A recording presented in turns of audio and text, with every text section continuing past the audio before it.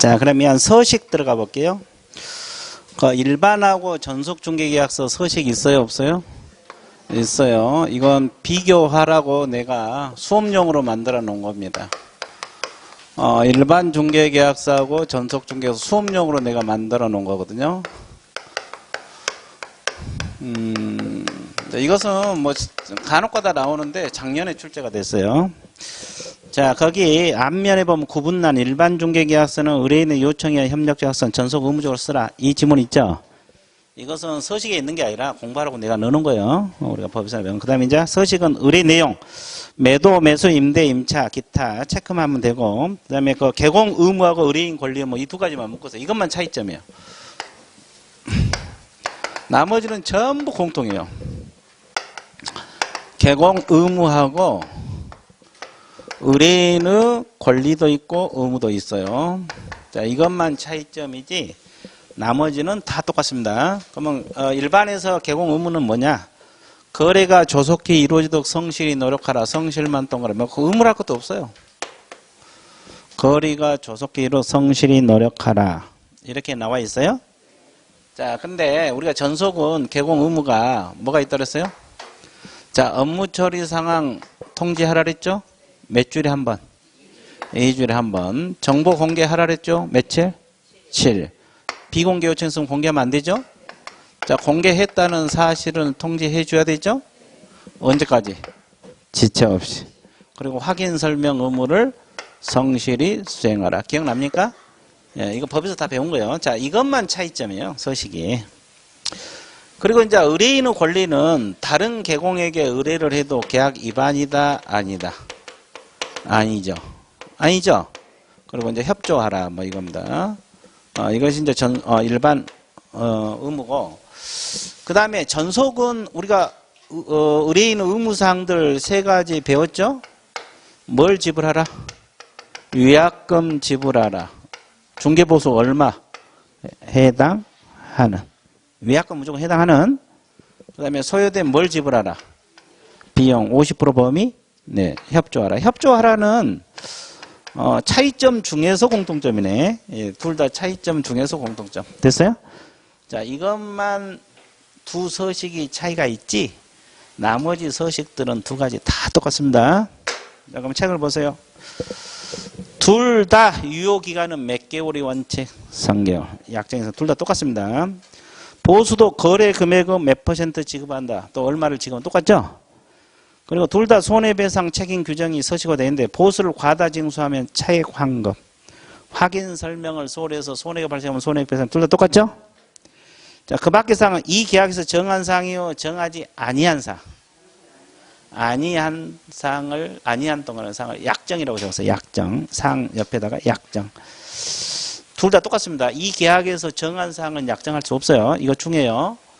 이게 뭐 손해배상 하지 말자 이런 약정은 안 되고 거기서 정하지 않는 것을 약정할 수 있다. 정리되고 있어요? 자, 그리고 둘 다 몇 통 작성.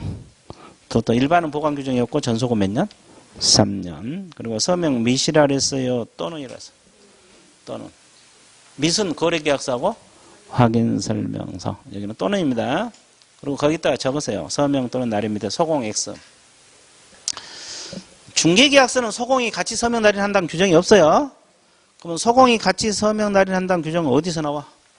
확인설명서하고 거래계약서. 여기서만 나와. 똑같죠? 확인설명서하고 무슨 계약서? 확인설명서 무슨 계약서? 아, 거기서만 나오는구나. 어디서만 나오는구나? 거기서만 나오는구나. 그죠? 자, 여기까지 이해되셨어요? 좋아요. 자, 그 다음에, 뒷면은, 뒷면, 서식 뒷면이라 이 뜻이에요. 뒷면은 일반하고 전혀 똑같습니다. 권리 이전용 계약서에는 뭐가 서식화되어 있나? 소유자 및 등기 명인, 인적사항 들어있고, 중개 대상 물건의 표시란이 있어 없어요? 토지는 소재지, 지목, 면적, 지구지역, 현재 용도가 서식화되어 있죠? 지구지역 동그라미, 현재 용도 동그라미. 자, 지구지역하고 현재 용도 동그라미 치세요. 그러면 왜 내가 그 두 가지만 동그라미 칠까? 소재지, 지목, 면적 동그라미 치지 않고? 그 이유. 왜 내가 지구지역하고 현재 용도만 동그라미 치라고 하냐고. 그 이유.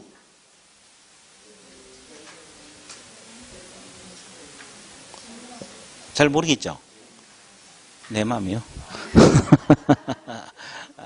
왜 그러냐면 지구지역 현재 용도 그 딱 10페이지 넘겨보세요. 93페이지. 확인 설명서 대상 물건의 표시란이 거기 있어요. 맨 위에 1번. 찾았어요? 거기는 소재지, 지목, 면적만 서식화되어 있죠. 그러면 지구지역하고 현재 용도는 확인 설명서는 있어 없어?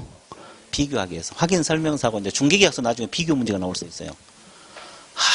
그 서식이가 그런 거에 차이가 있구나. 됐어요? 그 다음에 다시 원위치 하세요. 건축물 표시란에는 83페이지 소재지, 면적, 구조, 건축 용도가 있죠? 방향 X라고 적었어요. 방향 X. 건물 방향이 서식화되어 있지 않다. 근데 아까 그 몇 페이지 93페이지 한번 보세요. 건축물 표시란에는 방향이 들어있어요? 안 들어있어요? 방향 들어있어? 안 들어있어? 93페이지로 보라 했어. 93페이지 2페이지가 아니고. 방향 있어요? 확인 설명서는 방향이 서식화되어 있죠. 근데 중개계약서는 방향이 있냐고. 없어요. 이 서식 간에도 비교를 해야 되구나. 뭔지 알겠어요? 그래서 방향 X 거예요. 이제 그 83페이지만 보세요. 이제 확인 설명서는 볼 필요 없고. 그리고 이제 은행융자, 권리금, 제세, 공과금 서식화되어 있고. 자, 권리관계. 의뢰인이 확인한 권리관계입니다. 거래규제 이용 제한 들어있고, 의뢰했던 거예요. 거래금액이 아니라 중개 의뢰금액. 이건 다 이전용에 들어있어요. 무슨 용? 그러면 취득용 계약서에는 공통된 단어가 뭐예요? 희망 물건의 종류, 취득 희망가에 희망자, 그 밖에 희망자만 들어가면 전부 다 뭐예요? 이게 작년에 출제됐어요. 취득용 매수 의뢰를 받았을 때 계약서에 기재할 사항이 아닌 것. 희망자가 안 들어간 거 정답이었어요. 공법상 거래규제 이용 제한이 정답이었다고. 그러니까 이 매수 의뢰가 들어오면 이 취득용을 작성하고 매도 의뢰가 들어오면 이전용 작성하고 앞쪽은 둘 다 무조건 작성하는 거거든요. 그래서 취득용은 공부할 것도 없어요. 이게 작년 문제가 어떻게 알고 보면 쉬운 문제였죠? 공통된 단어가 뭐예요? 희망. 희망 물건의 종류, 희망가액, 희망지역, 그 밖에 그러니까 희망자가 들어간 것은 다 취득용에 기재한다. 그러면 희망이란 단어는 좋아요, 안 좋아요? 합격할 수 있다는 뭐다? 희망. 중개사법 100점 맞을 수 있다는? 그렇지. 그렇죠. 입맛 다시지 마세요. 가능해요. 충분히 가능하고도 남습니다. 자, 중개사법 100점 맞을 수 있어요. 자, 그 다음에 D페이지 넘어가세요. 중개계약서 서식도 간혹가다 시험 나와요. 이렇게 비교해서 한번 읽어 두시고, 그 다음에 4절 의뢰접, 이게 뭐냐면, 우리나라는 보통 중개계약서 쓰고 있어요? 안 쓰고 있어요? 안 쓰고 있죠. 그러면 이제 접수장에다가 받거든요. 매도 의뢰 들어오면 매도 의뢰 접수 받고 매수 의뢰 받으면 그때 뭘 받아 적느냐 이거예요.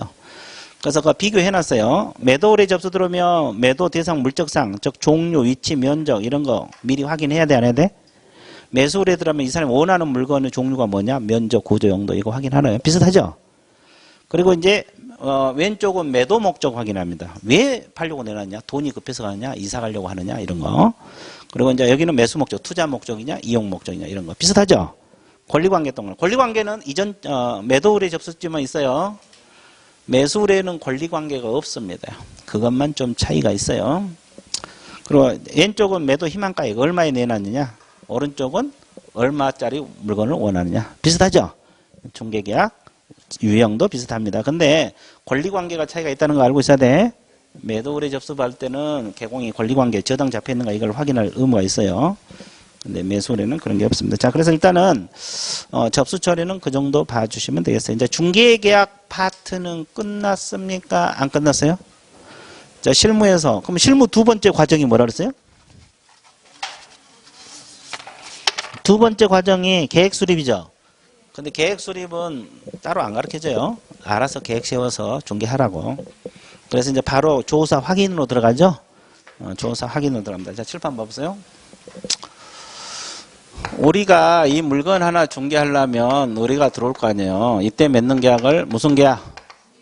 중개계약. 그리고 이제 계획 수립하고 이제 이 물건 조사해야 돼. 이제 이게 실무에서 중요하죠. 왜냐하면 개공하는 일이 조사에서 설명을 해야 되니까. 그럼 여기 실무에서는 방법을 배우는 거지. 조사 확인 방법은 크게 몇 가지? 세 가지. 의뢰인에게 직접 물어봐서 조사하는 방법. 상태자료 요구 기억나요? 의뢰인에 물어봐서 병명균열 있냐. 그 다음에 두 번째 공부상 조사. 뭐 등기부를 할지 대장이랄지 이런 거 조사. 그 다음에 세 번째가 무슨 조사? 현장. 크게 분류해서 이렇게 나눠집니다. 계략적인 조사 방법. 그럼 이제 이 책을 보세요. 의뢰인을 통한 조사 방법은 공부할 게 없어요. 의뢰인에게 물어본 거예요. 그러니까 제목만 몇 줄 거세요. 제목만 몇 줄 거으시고. 자, 2번. 공부상 조사 있습니까? 공부상 조사는 이제 꼼꼼하게 공부해야 되겠죠? 자, 토지 대장으로 확인할 수 있는 내용이 5가지가 나와 있죠? 소재지, 지목, 면적, 그 소유자 동그라미. 개별 공시지가 동그라미. 자, 왜 내가 이것도 2가지만 동그라미 칠할까? 이유.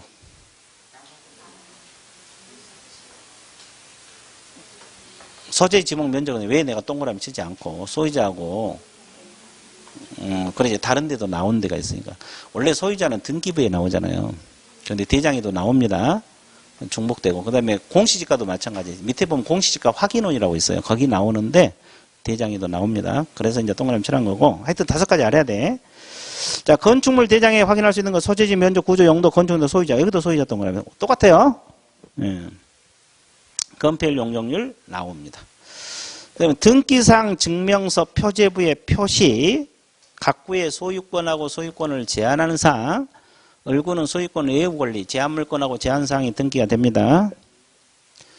자, 토지 이용계획 확인서에는 이용제한 거래 규제가 나오죠? 근데 두 분 소유자는 확인 불가합니다. 그럼 소유자는 아까 대장이나 등기부에 나온다 그랬죠? 소유자는 안 나와, 여기. 토지 이용계획 확인서는. 그리고 모든 제한사항을 확인할 수 있는 것은 거기 나와 있는 것만 조사하는 거예요. 안 나와 있는 건 별도로 조사해야 돼요. 자, 지적도 임야도로 확인할 수 있는 건 4가지 반드시 기억하세요. 소재지, 지목, 경계, 지형. 4가지. 뭘 써놓으세요? 소재지 확인 가능하고, 지목, 경계, 지형. 면적은 나올까 안 나올까? 안 나와요. 면적은 지적도면을 확인할 수 없는 거예요. 자, 환지, 예정지는 전부 다 환지, 예정지, 지정, 증명으로 확인하고, 공시지가 확인은 아까 공시지가 확인할 수 있다 그랬죠? 자, 가족관계 등록부는 미성년자 법정 대리권 유무하고 상속관계를 확인할 수가 있습니다. 됐죠? 근데 방향은 대장에 나온다 안 나온다? 나온다. 그래서 이제 그 도표를 좀 읽어 두시고, 그럼 현장 조사는 왜 해요? 공부상으로 다 조사했으면 됐지. 그 2가지 책 보세요. 양갈 1번 공부하고 실제하고 일치 여부 확인. 뭐 면적이랄지 지목이 달라질 수 있어 없어? 그러니까 이 장부를 먼저 확인하고 현장 가봐야 돼요. 맞나 안 맞나? 공부상으로는 분명히 과수원부지로 되어 있는데 실제 가니까 대지로 조성되고 있고 그러면 안 되잖아요. 그래서 이거 확인. 그리고 이제 양갈 2번 공부상 확인할 수 없는 사항, 이걸 미공시라거든요. 이거 확인. 그럼 어떤 것이 미공시인가 한번 봐보세요. 토지는 지세 동그라미. 집안 다 있는데 지세가 뭐라 했어요? 경사도, 기울기, 토지 경사도를 말합니다. 이거 현장조사. 건물은 입지, 방향, 부대, 정원석인데 방향 동그라미. 남향이냐, 동향이냐, 북향이냐. 이것은 직접 가봐야 돼. 자, 임목은 무슨 상태? 생육 상태, 현장. 그리고 이제 권리관계, 미공시, 등기부에 나오지 않는 권리 무조건 외우라 그랬어요. 점유권, 유치권, 법정 지상권, 분묘 기지권, 주택임차권. 이것은 등기부에 나온다 안 나온다? 안 나온다. 이건 머릿속에 담고 있어야 돼. 왜냐하면 나중에 중개할 때 등기부는 이상이 없어. 근데 나중에 유치권 문제 때문에 복잡해질 수 있어 없어? 법정 지상권 문제 발생할 수 있죠? 그래서 이런 것은 별도로 현장조사 확인해야 되니까 알고 있어야 돼요. 자, 끝. 그러면 지금까지 공부한 것이 계략적인 조사고 지금부터 이제 구체적 조사로 들어갑니다. 자, 칠판 봐보세요. 우리가 물건 하나 중개하려면 기본적 사항을 조사를 해야 됩니다. 무슨 조사해야 돼요? 또 하나가 권리관계 조사를 해야 됩니다. 또 하나가 공법상 이용제한 거래 규제를 조사를 해야 됩니다. 그다음에 또 조사할 게 뭐예요? 상태, 환경, 입지 조건. 이거 조사해야 돼요. 또 조사할 것이 뭐 있어요? 어? 조세. 조세는 조세인데 무슨 관련 조세? 취득 관련 조세. 종류 및 세율. 그리고 마지막으로 저 물건 금액, 거래, 예정 금액. 거래, 예정 금액. 이거 조사해서 매수인에게 다 설명해야 돼, 안 해야 돼? 해야 돼요. 근데 이거 우리가 실무에서는 법에서 이거 조사 설명하라 그랬으니까 실무에서는 조사 방법을 배웁니다. 그러면 기본적 사항이 개념 흔들면 안 돼요. 이 기본적 사항이란 것은 소재지, 지목, 면적, 경계, 지형, 지세, 기타 등등. 건물 기본적 사항, 또 구조, 건축연도, 용도 이런 거 있어요. 그럼 이제 하나씩 분석 들어갈게요. 토지 소재지는 어디가 나와요? 토지 대장이 나오죠. 그럼 아까 지적도면에도 소재지 나온다 그랬죠. 공유지, 연명부, 대지권 등 다 나와. 이걸 통틀어서 이제 지적 공부 종류들이거든요. 그래서 지적 공부라고 공부를 해 놓으시고 그 중에서 대장이 대표적이에요. 그리고 지번까지 조사를 다 해야 되고. 자, 건축물은 건축물 대장. 그리고 건물 번호가 있으면 번호, 건물 명칭이 있으면 명칭, 아파트 같으면 동호수까지 다 조사해야 돼요. 자, 그러면 지목은 어떤 용도로 쓴다 이 말이죠. 자, 이건 공시법에서 배우고 우리 과목에서는 확인 방법만 배우면 돼요. 자, 지목 과수원 부지인지 목장용지인지 어디가 나와? 토지대장, 임야대장 여기 나오죠. 그러면 여기는 정식 명칭이 나와요. 뭐 과수원이면 과수원 이렇게 다 나온다고. 그러면 지적도면에도 지목이 나와요, 안 나와요? 이건 정식 명칭이 나와요, 부호가 나와요. 부호. 과수원은 뭐요? 과 이렇게 됐어요? 그럼 과 나오면 과수원 부지도 알고 있어야 되고. 이제 이 대장이 더 바람직하지 다 나오니까. 자, 토지 면적은 어디가 나와요? 토지대장, 임야대장. 자, 건물은 건축물 대장. 근데 등기부 표제부에도 면적이 나오죠? 불일치하면 대장이 우선한다 그랬어요? 등기부가. 왜? 그렇지, 대장이니까. 아주 좋았어. 쫄다구가 우선할 수는 없다. 그렇죠. 됐어요? 자, 그 다음에 경계, 토지 경계 있잖아요. 그리고 지형은 모양 말이에요, 모양. 정사각형 토지냐, 직사각형 토지냐, 삼각형 토지냐, 이런 거. 자, 그러면 이것은 다 어디가 나온다 그랬어요? 지적도나 임야도. 그럼 여기서 하나 짚고 넘어갈게요. 도면에만 나와요. 그러면 이 지적도상 경계하고 실제 경계가 같으면 좋은데 달라질 수가 있어요, 없어요? 그러면 지적도상 경계가 우선한다, 실제 경계가 우선한다. 지적도상인가? 지적도? 여기는 두 가지? 어떤 경우 어떤 거? 공부하긴 했어요. 자, 원칙은 지적도상 경계가 우선한다. 근데 특별한 사정이 있으면 실제 경계입니다. 특별한 사정이 없으면 지적도상 경계가 우선하고 특별한 사정이 있으면 실제 경계가 우선해요. 그럼 특별한 사정이라는 게 뭐냐면 지적도를 작성할 때 지적관청에서 지적도 만들 때 기점을 잘못 잡아서 만들었어요. 그러면 지적도가 자체가 잘못된 거죠. 그런 경우는 실제 경계가 간다 이 말이에요. 그죠? 그러니까 지적도가 정상적으로 작성됐으면 지적도상 경계가 우선한다. 이게 조건이 들어가야 돼. 특별한 사정이 없는 한 지적도상 경계가 우선한다. 이렇게 돼야 돼. 됐어요? 그리고 지세는 경사도, 현장조사. 무슨 조사? 현장조사. 자, 그 다음에 건물은 지금 이거 소재지 공부했고, 면적 공부했어요. 근데 건물 몇 가지 더 공부할게요. 건물 구조, 철근 콘크리트조냐, 목조 건물이냐, 철골조냐 이런 거 다 하고, 그러면 건축 연도, 용도 이것은 다 어디가 나와요? 건축물 대장에 나와요. 근데 건물은 대부분 건축물 대장이야. 근데 건축 연도는 이 건축 연도라고 이렇게 대장에 보면 안 나와요. 그럼 어떻게 나와요? 건축물 대장에 보면 허가일자, 착공일자, 사용 승인일자 이렇게 나와요. 그럼 셋 중에서 뭐가 건축 연도가 될까? 사용 승인일자가 건축 연도가 됩니다. 사용 승인일자가 건축 연도가 돼요. 자, 그러면 건물 방향은 현장 조사, 무슨 조사? 아, 쉬워요? 어려워요? 쉽죠? 자, 그래서 기본적 조사 방법 끝났어요? 안 끝났어요? 그럼 어떻게 해야 돼? 밑줄 그로 가야지. 자, 그 도표를 보세요. 토지 소재지는 지적 공부 동그라미, 지적 공부 중에서 대장이 대표적이다 이 말이에요. 그 지번까지 밑줄. 자, 건물은 건축물 대장, 건물 번호까지 밑줄. 그리고 그 밑에 구분 소유는 동호수까지. 나머지를 읽어보시고 이해됐어요? 예. 자, 지목 토지대장, 임야대장은 정식 명칭이 나오고 지적도 임야들은 부호가 나온다고 나와 있죠. 그리고 환지 지목은 환지 예정. 그러니까 환지 관련해서는 무조건 환지 예정지 지정 증명원이요. 자, 그 다음에 면적 토지 면적은 토지대장, 임야대장이고 건물 면적은 건축물 대장으로 확인한다고 했죠.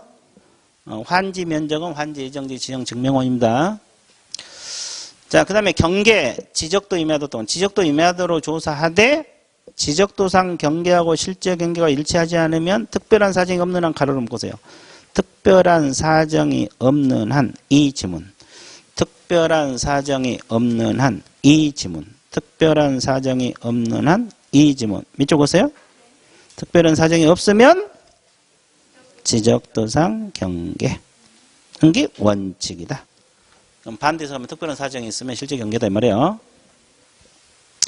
자, 지형, 토지 형상, 모양을 말합니다. 지적도 임야도. 모양은 지적도에 나와요. 자, 지세는 경사도. 뭘 통해서? 연대건사. 그 다음에 건물 구조, 건축연도 용도는 뭘 통해서? 건축물 대장. 방향은? 현장 답사. 그렇게 나와 있어요? 안 나와 있어요? 자, 그래서 이제 기본적 상 조사 끝났어요? 안 끝났어요? 끝났죠. 되게 쉽죠? 자, 그래서 이제 여러분들이 거의 이제 100점 맞으러 가고 있어요. 자, 조금만 더 하면 돼. 자, 이제 권리관계 조사로 떠납니다. 권리관계. 어디로 조사로 떠나야 돼? 그래, 칠판으로 가면 돼. 아, 아주 이제 다 맞춰. 권리관계는 두 가지로 공부하시면 돼요. 등기부에 나온 권리를 뭐라고 표현해요? 공시된 권리. 공시된 권리가, 이건 등기부 볼 줄만 하면 되죠? 등기상 증명서를 통해서. 그러면 등기부에 나오지 않는 권리를 우리가 뭐라 그래요? 이건 현장조사입니다. 그러면 우리가 미공식 권리가 뭔지를 알고 있으면 돼. 가서 질문을 통해서, 탐문을 통해서 물어보면 되니까. 그럼 아까도 이야기했죠? 자, 다시. 자, 읊어봐요. 점유권 또, 유치권 또, 법정지상권 또, 분묘기지권 또, 등기되지 않는 임차권. 근데 임차권은 거의 등기 안 하고 있죠. 등기된 것도 있습니다. 자, 그러면 이제 예를 들면 이거요. 임대차 같으면은 임차인한테 가서 보증금 얼마에 사는지, 월세 얼마에 사는지, 임대차 기간 몇 년인지, 확정일자 받고 사는지 이런 걸 다 확인해 봐야 돼, 안 해봐야 돼? 왜? 등기부로 안 되니까. 등기부에 안 나오니까. 그래갖고 이제 매수인에게 다 설명해 줘야 돼. 매수인이 그 임차권을 안고 살 수도 있잖아요. 그죠? 임대차를 안고 살 수도 있잖아요. 그러니까 그걸 다 설명해야 돼요. 알아가지고. 됐어요? 현장조사. 다른 것도 마찬가지. 이건 다 현장조사고, 등기부 나온 건 등기부 볼 줄 알면 돼요. 됐어요? 예. 자, 그럼 밑줄 볼게요. 자, 부동산 등기부 조사, 등기 권리 순위는 등기 전후 동그라미, 먼저 등기한 게 우선한다. 자, 동구란 뜻이 뭐예요?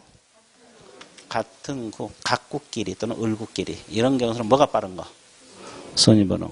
별구란 것은 각구하고 을구, 이렇게 구가 다른 걸 말합니다. 이것은 접수번호. 이걸 줄여서 동순, 별접. 이렇게 한겁니다. 동구에서는 순위번호, 동순. 별구에서는 접수번호, 별접. 이렇게 공부하면 돼요. 동순, 별접. 이렇게 안겨놓으면 돼요. 그거 처음 들어봐요? 동순별적? 지금 들어보잖아요. 동순별적. 그럼 내가 익숙하게 만들어줄게요. 동순별적. 집에 갈 때도 동순별적. 여기 올 때도 동순별적. 계단 내려갈 때도 동순별적. 설거지 할 때도 동순별적. 빨리 할 때도 동순별적. 되게 재밌잖아요. 재밌어 없어? 여러분들 암기한 게 되게 어렵다는데 암기한 것 같이 재밌는 거 없어. 그렇게 하면 돼. 그 음을 넣어가지고 되게 재밌어요. 그럼 노래 불러가면서 암기하잖아요. 그렇죠? 그렇죠? 이거 공시법 할 때 많이 써먹어요. 우리 중개 실무보다는 공시법에서 많이 써먹어. 동순별적. 자, 그 다음에, 그 표제부 표시, 각구는 소유권하고 제한, 을구는 제한과 제한사항 있고, 자, 미공시 현장조사 동그라미. 그럼 미공시 권리 애우라 그랬죠? 점유권, 유치권, 법정시권, 분명권, 주택임차권. 자, 이것은 머릿속에 넣어 놓으셔야 돼요. 그러면 이제 이 미공시 권리 중에서 내용까지 시험에 나오는 것이 분묘기지권하고 임차권이죠? 그래서 오늘은 분묘기지권하고 장사법, 묘에 관한 것을 공부할 겁니다. 묘에 관한 문제가 한 문제가 나와요. 한 문제. 그래서 한 문제가 나오기 때문에 이걸 공부를 하는 거예요. 자, 그러면 분묘기지권부터 들어가게. 분묘기지권은 그렇게 어렵지 않아요. 장사법이 조금 어려울 수 있는데 이것도 뭐 계속 해왔으니까 쉬울 거예요. 자, 분묘기지권 다 설명할 테니까 여러분들은 어디만 보고 있으면 됩니까? 절판. 그냥 보면 잠 오니까 생각하면서 그렇죠? 생각을 하면서 봐주세요. 의의가 뭐라 써요? 써봐요. 주관식입니다.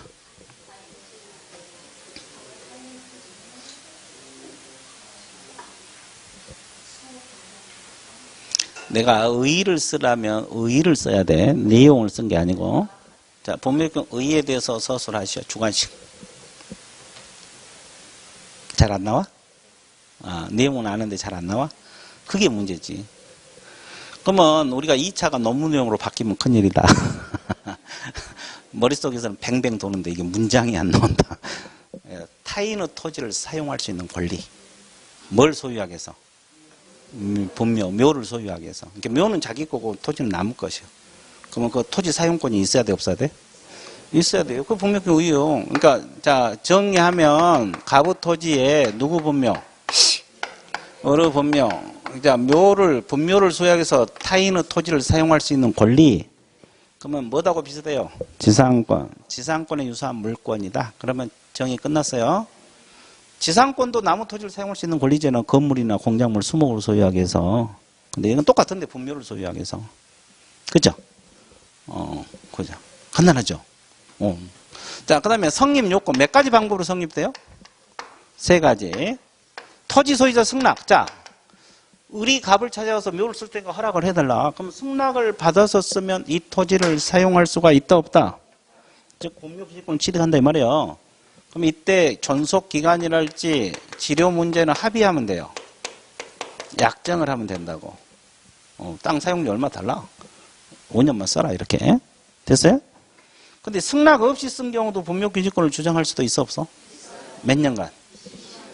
이거 이제 시효취득이죠? 자, 20년간 평온, 공연하게.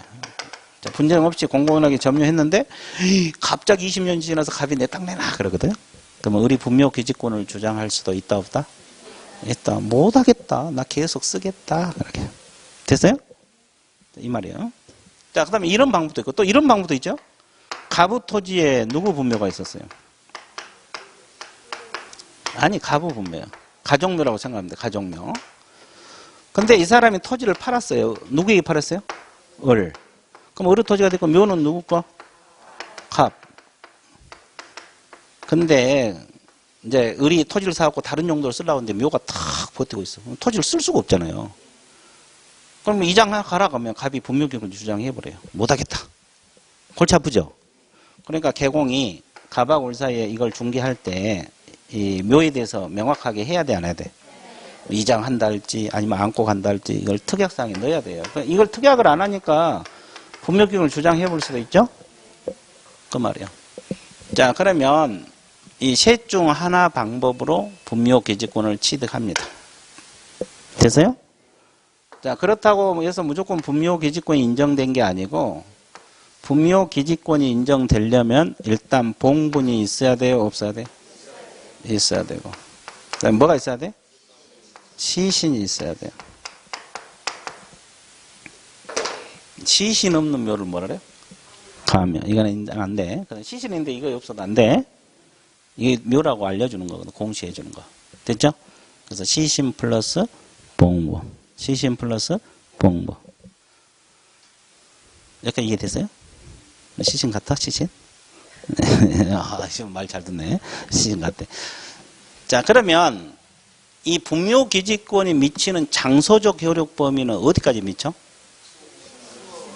주위 공지까지 미쳐. 이게 칠판 안은 네모 안은 다 미친다 생각하면 돼요. 이 밑에뿐만 아니라 주변까지 미친다. 그 다음에 시간적 효력. 기간은 몇 년?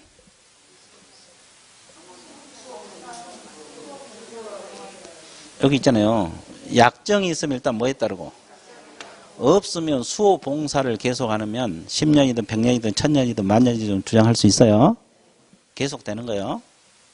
물론 봉사도 안 하고 관리도 안 하면 안 되겠지. 본부는 존재해야 되고. 됐어요? 그 이제 이 기간이고 30년은 이따 저 장사법에서 나온 거고. 여기까지 정리됐어요? 그럼 치료도 마찬가지. 일단 약정이 있으면 뭐에 따르고? 없으면 일반적으로 무상입니다. 이 CO 취득 같은 경우는 무상이에요. 판례가 나와 있어요. 뭐 20년이면 꽤 되겠죠. 치료를 따진다면. 근데 무상. 됐어요? 자, 그 다음에 몇 가지. 이제 부부가 먼저 사망을 해서 묻히고 있는데 다른 일방이 후에 사망해서 합장하려고 들어오면 분묘가 인정해준다, 안 해준다? 안 해준다. 그리고 이제 분묘가 집단으로 설치됐다고 가정을 해봐요. 6기가 있어요, 6기. 6기가. 근데 주변에는 다 이 네모하는 분묘기권 인정되거든요? 근데 이쪽으로 이장을 했어요. 이 분묘를 이쪽으로 이장해 갔어요. 그럼 그대로 분묘기권 유지합니까? 없어져요? 둘 중 하나겠죠. 유지한다, 못한다? 한다! 여기는? 에? 못한다? 유지합니다. 분묘기지권이 인정된 범위 내에서 여기는 안에 예선이 있으면 유지돼. 밖으로 가면 인정이 돼, 안 돼? 안 돼. 그러면 이쪽으로 이장해 가면 이거 빈 땅이 많아졌어요? 적어졌어요? 이만큼 소멸해요. 왜 소멸하겠어? 해서 상식적으로 억지로 외우지 말고 이 필요한 부분만 인정이 되는 거잖아요. 아, 제사 봉사에 필요한 범위 내에서. 그럼 빈 땅이 많아지면 이건 소멸해요. 뭔 소리 아셨어요? 자, 곧 이제 장마철이 들어올 거예요. 장마철이 들어와서 이것이 일시적으로 멸실될 수도 있어, 없어? 근데 시신 존재하고 원상 회복이 가능하면 그대로 유지가 돼요, 안 돼요? 됩니다. 원래는 아까 봉분이 있어야 된다 그랬잖아요. 근데 이제 이게 일시적으로 멸실되고 시신 존재하고 원상 회복이 가능한 정도면 그대로 유지된다는 거예요, 판례. 자, 분묘기지권 이 정도 정리할게요. 그럼 뭐하러 가야 돼? 몇 줄? 자, 오른쪽에 보면은 타인의 토지에 분묘를 설치한 자가 분묘를 소유하게 해서 그 묘지면 타인 소유 토지를 사용할 수 있는 권리, 타인 소유 토지를 사용할 수 있는 권리로서 지상권의 유산 일종 물권이다. 이렇게 나와 있어요? 안 나와 있어요? 쉬운 것 같아요? 어려운 것 같아요? 쉽죠? 자, 그 다음에 성립요건, 그 시신 동그라미, 봉분 동그라미. 시신 찾았어요? 예, 잘 안 찾으면 안 돼. 책에서도 잘 찾아야 돼. 시신 플러스 봉분. 그리고 이제 세 가지 방법. 승낙, 토지 소유자 승낙 몇 줄. 2번, 두 번째 CO 취득. 간단하게. 3번, 특약함이 없이 토지를 매매 등으로 처분. 줄여서 그냥. 이해됐어요? 이런 방법으로 취득하고. 자, 범위. 장소적 범위입니다. 양가로 3범위. 그 기지뿐만 아니라, 기지 자체뿐만 아니라, 수호 제사에 필요한 범위 주의 공지를 포함한 지역까지 미치고 나와 있죠? 구체적인 것은 확실한 범위는 구체적으로 개별적으로 정해야 된다. 이렇게 나와 있어요. 존속기간 첫째 약정이 있으면 뭐에 따르고? 약정 동그라미. 없으면 수호 봉사를 계속하고 있고 분묘가 존속하고 있는 동안 존속한다. 이 말은 계속된다 이 말이에요. 자, 지료 첫째 줄 약정이 있으면 뭐에 따른다? 약정 동그라미. 다만 지상권에 있어서 지료 지급은 요소가 아니어서 약정이 없는 이상 지료 지급을 구할 수 없는 점에 비춰보면 분묘기관을 CO 취득한 경우는 지료를 지급할 필요가 있다 없다? 없다. 그렇게 나와 있습니까? 안 나와 있어요? 나와 있죠? 자, 쉬운 것 같아요? 어려운 것 같아요? 쉽죠? 그래서 이제 장사법 관련 내용을 또 공부를 해야 되는데, 자, 분묘기지권은 이 정도 마칠게요. 장사 등에 관한 법률이 좀 내용이 좀 있죠? 그래서 이제 이건 내가 칠판에다가 다 설명하고 밑줄 긋게 다 설명하고 밑줄 그어야 되니까 일단 여기까지 칠판을 좀 확보를 해야 되겠어요. 공간을 확보를 할 겁니다. 공간을 확보할 거니까 여러분들 가볍게 듣고 있으면 돼요. 자, 그러면 칠판 봐보세요. 자, 장사 등에 관한 법률이 있어요.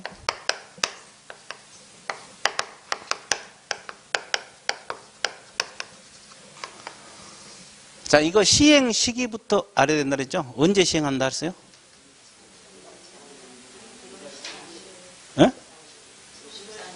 2001년 1월 13일 이후 설치된 묘. 요약집은 없는데 이건 2003일. 그 국가가 설치 운영하면은 적용한다 안 한다? 안 한다. 자, 이후에 1월 13일 이후에 설치된 묘만 적용하고 국가가 설치 운영하면은 이 법을 적용하지 않아요. 이건 기본으로 깔고 들어가라 그랬어요. 이 법을 공부할 때 이걸 기본적으로 깔고 들어가라. 기본적으로 뭐다? 깔고. 기본적으로 뭐다? 기본적으로 뭐다? 깔고 들어가자. 여기까지 이해됐어요? 자, 그러면 자, 칠판 봐보세요. 우리가 묘지를 구분하는 방법은 크게 두 가지. 공설묘지하고 무슨 묘지가 있어요? 사설묘지가 있습니다. 자, 공설묘지는 시도지사 및 시장, 군수, 구청장이 설치하는 묘지예요. 국가는 들어가 안 들어가? 안 들어가. 이걸 공설묘지라 그래요. 그러면 사설묘지는 개인들이 설치한 거겠죠? 그러면 종류가 몇 가지? 네 가지 종류가 있어요. 개인묘지가 있고 가족묘지가 있고 정중, 문중묘지가 있고 자, 법인이 집단으로 설치한 묘지를 무슨 묘지? 법인묘지. 그러면 종류가 몇 가지? 네 가지. 개념 잡아드릴게요. 한기 분묘를 개인묘지라 그래요. 몇 기? 한기 하나. 그리고 이제 이것은 민법상 친족관계에 있던 자를 같은 구역.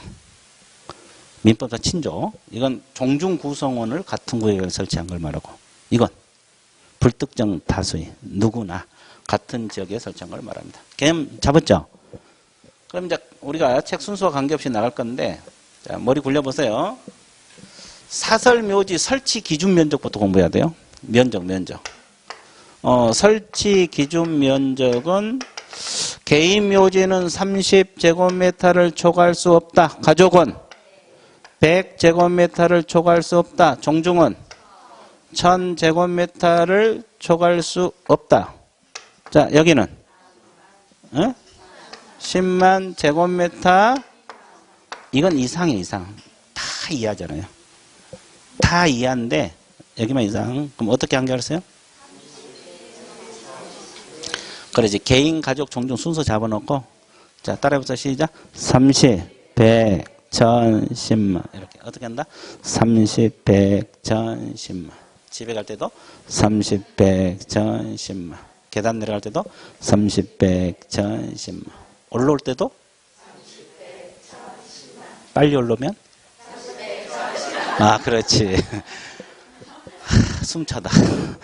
그렇죠. 그렇게 하는 거예요. 그래서 내가 되게 재밌다 그랬어요. 암기한 게 어려운 게 아니라 재밌어. 여러분들 그렇게 재밌게 해봐. 음을 넣어가면서. 그러면 한 기당 점유 면적이 있어요. 한 기당. 한 기당 점유 면적 있잖아요. 묘 하나당. 이건 똑같이 30이에요. 왜? 한기 분묘가 개인묘지니까. 그럼 이것은 얼마를 써요? 10. 합장했을 때만 15입니다. 제곱미터를 초과할 수 없다. 이해합니다. 공설도 15요. 공설도 15. 10이고 1기당은 다 똑같아요. 여기까지 정리됐죠? 그럼 지금부터 봐보세요. 개인 묘지를 설치하면 신고를 신고를 해야 될까? 허가를 받아야 될까? 며칠이네. 시장군수 구청장이 하는 거요. 신고를 하는데 30일 이내. 그러면 이 말은 사전이요, 사후요? 사후 30일. 됐어요? 그러면 가족 종중 범위는 허가요, 신고요? 허가. 예, 억지로 하면 이 정도 면적이 좀 크잖아요. 그러니까 허가를 받아서 뭐 10만씩 파헤쳐 놓고 신고하면 안 되겠죠. 허가를 받아서 설치하라. 허가는 어차피 다 사전이니까. 그런데 이 법인 묘지를 허가할 때는 무슨 법인에 대해서만 허가를 내죠? 재단법인. 무슨 법인? 재단법인에 하나요. 재단법인에 하나요. 재단법인에 하나요. 재단법인에 하나요. 재단법인에 하나요. 이해됐어요? 자, 그 다음에 여기서 또 짚고 넘어갈 것이 뭘 공부해야 되냐? 자연장지라고 있어요. 자연장지란 뜻이 뭐예요? 자연장하는 장소를 말합니다. 자연장하는 장소를 말하는데 개인 자연장지, 가족 자연장지, 종중문중 자연장지, 법인 등 자연장지. 분류 방법은 비슷하죠? 등이 더 들어가요, 여기는. 그러면 개인 자연장지는 30일 이내 신고 똑같아요. 설치했을 때. 그러면 가족 종중 자연장지는 신고인데 사전. 미리 신고. 그리고 이제 자연장지는 법인 등 자연장지만 허가입니다.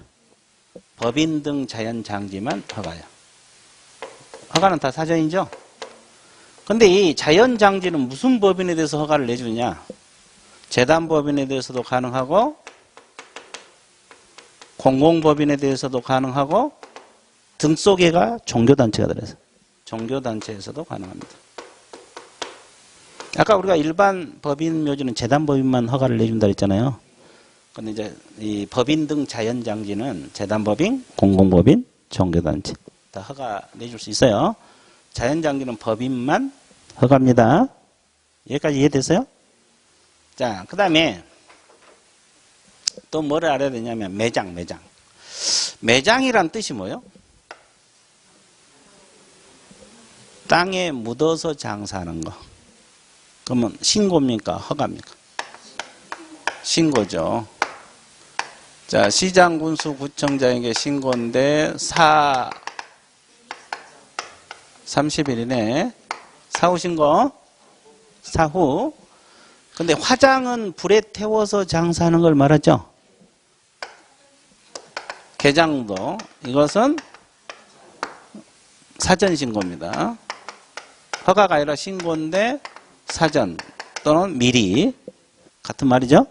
미리 신고. 정리되고 있어요? 자, 억지로 외우면 또 잊어먹으니까 매장 같은 경우 문제 생기면 묘 파버리면 되죠. 근데 화장은 불에 태워버리니까 미리 신고하고 태워야지. 그렇게 생각해봐. 그러면 잘 안 잊어먹을 거예요. 억지로 외우면 잊어먹으니까.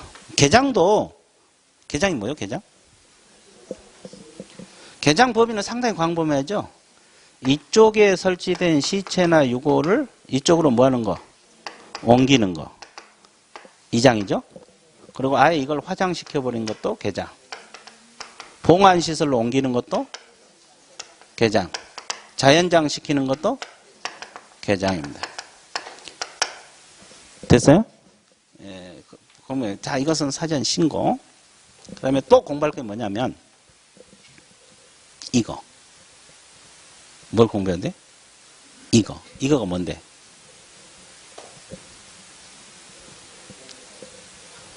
기간. 아까 우리가 분묘기지권은 계속된다 그랬죠? 근데 장사법 2001년 1월 13일 이후에 설치되면 우리는 다 적용받잖아요. 그럼 몇 년? 30년입니다.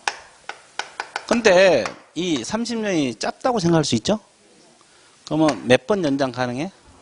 그러니까 원래 30년에다가 딱 30년으로 한 번이에요. 그러면 최장이 몇 년이 돼요? 60년이 되는 거예요.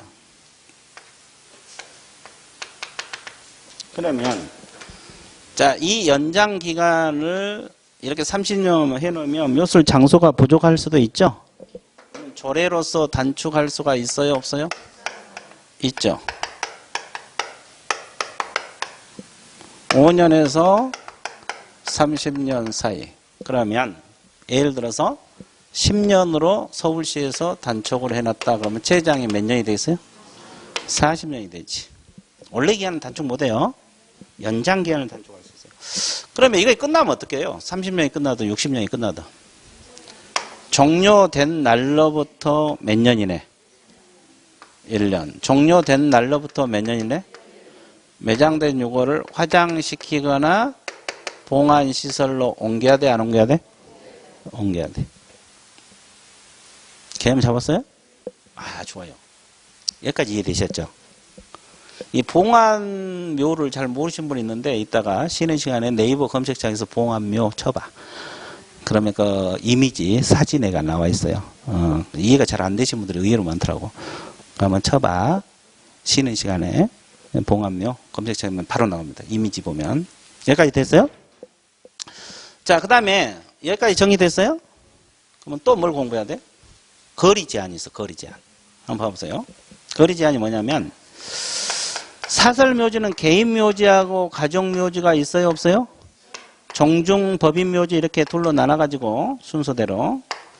자, 이것은 도로, 철도, 하천, 그 예정지역으로부터는 몇 메타 떨어진 곳에 설치하라? 200m 떨어진 곳에. 그리고 이제 20호 이상 인가가 밀집한 지역, 학교랄지 공중이 수시로 드나드는 장소는 몇 메타? 300m 떨어진 곳에 설치하라. 그리고 이제 종중법인 묘지는 도로, 철도, 하천, 예정지역으로부터는 300m입니다. 그리고 이제 20호 이상 학교, 공중, 사람 많이 모이는 곳은 얼마? 500m 떨어진 곳에, 그러니까 200, 300, 300, 500이요. 떨어진 곳에 설치하라. 떨어진 곳에 설치하라. 여기까지 정리됐어요? 자, 그러면 딱 두 가지만 더 할게요. 딱 몇 가지? 두 가지. 여기다 적게요. 여기 빈 공간 있네. 됐죠? 자, 분묘의 형태는 두 가지가 있어요. 봉분하고 평분이 있거든요. 높이 알아야 돼, 높이. 높이, 봉분 높이. 1m를 넘어서면 안 되고, 평분은 50cm 초과하면 안 돼. 1m 얼마 안 되잖아요. 그럼 이제 여러분들 그 왕릉처럼 경주 가면 왕릉 있잖아요. 20m, 30m 높이로 만들면 돼, 안 돼? 안 돼. 그때 뭐 그 조선시대나 고려시대 이때 태어났어야지. 왕으로 또는 왕비로. 그렇죠? 그래서 1m. 그럼 봉안묘 높이는, 봉안묘. 70cm, 7m가 아니라 70cm. 70cm. 그리고 높이는 2제곱미터. 초과해서는 아니 된다. 봉안묘 이해가 안 되시면 이따 검색창에 쳐보라 그랬어요. 자, 그러면, 자, 하나 더 해야 돼. 이제 진짜 중요한 거. 진짜 하나 더 하고 밑줄 보러 갈게요. 칠판 보고 있어요? 이 가부토지에 을이 승낙도 안 쓰고 탁 묘를 써놨네. 와. 승낙을 바꿔 썼어요? 안 바꿔? 그러면 토지 소유자 입장에서는 화가 나왔나? 그럼 이 묘를 파서 바로 버릴 수 있어요? 못하죠. 그러면 시장군수 구청장은 뭘 받아서? 허가를 받아서 개장할 수 있어. 그러면 여기 개장은 신고였죠? 근데 왜 여기는 허가요? 개장인데. 남의 분묘 옮길 때, 소유자가 남의 분묘 옮길 때는 신고가 아니라 허가입니다. 사전 허가를 받아서 옮길 수 있는데, 개장할 수 있는데, 이거 절차가 있어요. 몇 골 이상 뭐 공고하고 이런 절차가 있는데, 그건 읽어보시고. 그럼 이제 더 중요한 게 뭐냐면, 이 승낙 없이 쓰면은 을은 이 토지 사용권을 주장할 수 없어요. 분묘 보존을 위한 권리도 주장할 수 없어요. 이게 왜 중요하냐면 아까 분묘 기지권은 승낙 없이 썼어도 몇 년간. 그럼 시효치기 돼서 이 사용권을 주장할 수 있죠? 근데 장사법 이후에 설치되면 이게 안 돼. 이게 장사법 이후에 설치되면 시효취득이 안 되는 거예요. 시효취득. 이게 다른 분묘 기지권은 될 수 있어도 시효취득이 한 분묘 기지권은 안 된다는 거지. 이해됐습니까? 그러면 2001년 이전에 설치된 묘는 시효취득이 가능하고, 그 이후에 설치되면 시효 취득이 분명히 안 된다는 거예요. 그래서 그게 중요해요. 토지 사용권을 주장할 수 있다 없다? 없다. 큰 말입니다. 승낙 없이 썼을 때. 자, 그러면 내가 여기까지 다 설명을 했어요. 그러면 이제 밑줄을 그어줘야 되는데, 밑줄 그으면 또 시간이 걸리잖아요. 그러니까 먼저 쉬고 밑줄 그어드릴게요. 예.